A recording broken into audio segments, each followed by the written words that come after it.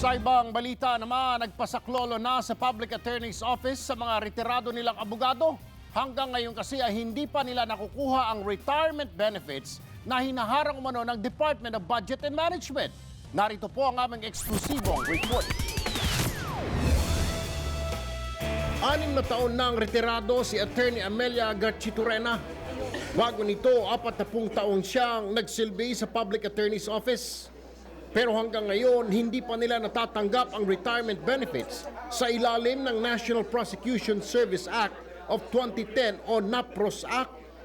Ganito rin ang problema ni retired attorney Renato Cabrido. Kahapon, nagpasaklolo na sila sa PAW. Parang pinagkakait sa amin ngayon ang karapat-dapat na sinasabi ng batas dahil lang sa pagbabago ng pag-interpreta ng DBM. Sana na mabigay na at habang buhay pa kami.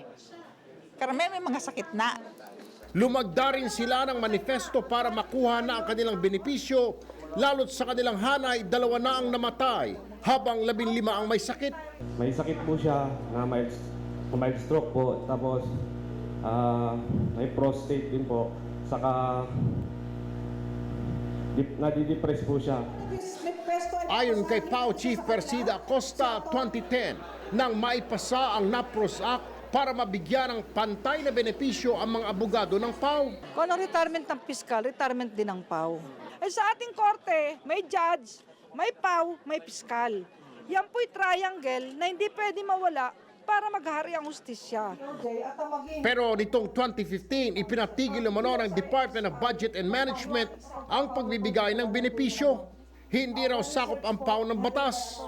Bagay na itinanggi ng isa sa may akda ng batas na si dating Bayan Muna Representative Teddy Casino. Malinaw po ang guiding principle ng batas para sa Public Attorney's Office. Among other things, it was to equalize yung status ng prosecutors sa ating mga public defenders. At imbis na pakinggan, sinampahan pa umano ng kaso ng DBM ang PAW. Nag-follow up lang kami, bakit ang ginanti sa amin ay kaso? Naging, for the first time, kasama namin sa pamahalaan, dinimanda po kami. Sinubukan namin kunan ng pahayag ang DBM pero wala raw opisyal na pwedeng humarap sa amin. Ayon naman kay Secretary Sani Coloma, i-verify nila sa DBM ang nasabing reklamo. Umaaksyon, Erwin Tulfo, News 5. Be sure to come back. Use 5 everywhere. Copyright 2016.